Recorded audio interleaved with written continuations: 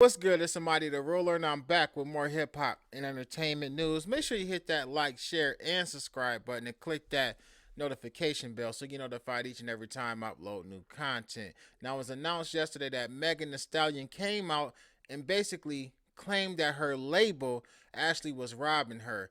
Now, she did this in an Instagram live post and it went viral. A lot of people reposted it, including myself. Others were sharing it on Instagram as well as on other social media platforms. Now, since then, label head Carl Crawford, ex MLB player, came out and basically denied all of the things that Megan Thee Stallion said.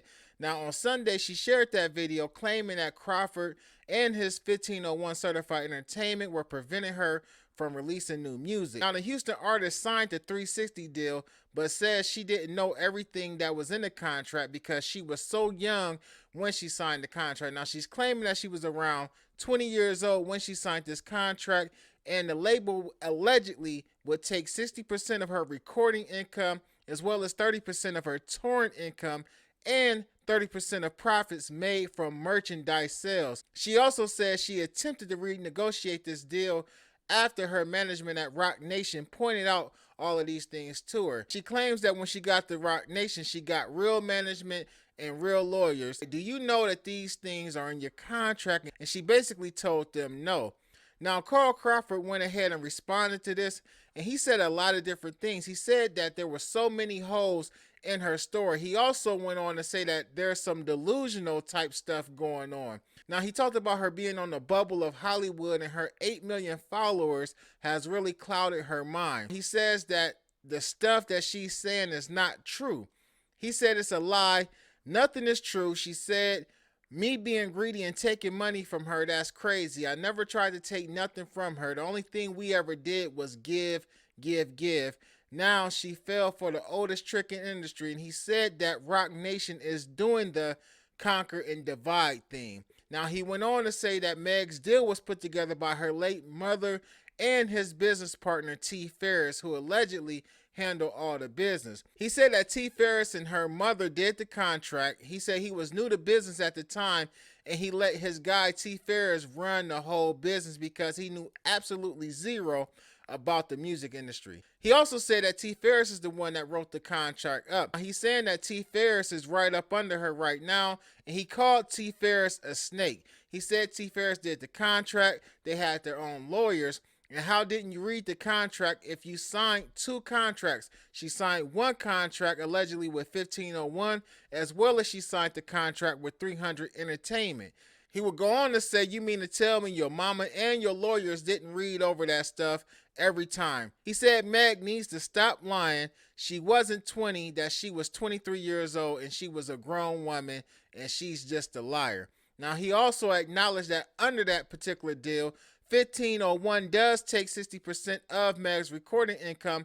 Now, Megan said that she has to pay for producers, mixers, and features out of her 40%. He said that he doesn't think that that's true either, but it sounds like he wasn't necessarily sure. He said that it was a great deal. He wants to talk about a bad deal, but she's disrespecting her mother by saying that. Now, because her mother and T. Ferris are the ones that came up with the deal, he's placing the blame with those two individuals. And he went on to say, as far as the label's 30% cut from Megan's tours and merch, Crawford acknowledges that those were the terms, but reiterates that it was a good deal, saying that Jay-Z's Roc Nation would have gave her much less.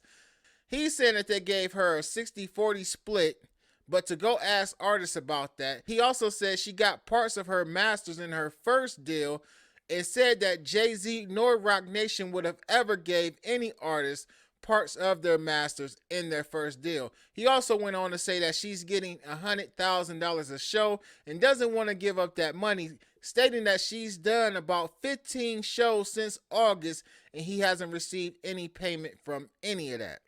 Now, he would go on to say that Roc Nation and Megan Thee Stallion is using it as a strong arm tactic so they can renegotiate the contract. Basically, they're holding the money and they haven't paid him anything. He's saying that Megan Thee Stallion owes him and he hasn't recouped almost $2 million that they spent on building her up, so she would get the attention of someone like Rock Nation. He also went on to say, where was Rock Nation at when they was grinding and riding around on them back streets? He also went on to take another shot at Rock Nation and say Rock Nation was nowhere to be found. Soon as we split our money, blow it up, now all of a sudden these strangers and the people you just met, they introduce you to Beyonce, and now we the devil. He would finish it up by saying, we were just the angels sent from the sky, now we're the devil just because Jay-Z saved you. You're so fake. Now this thing is getting pretty interesting, and it does shed a light on signing your name on a dotted line without correctly understanding the terms of a contract.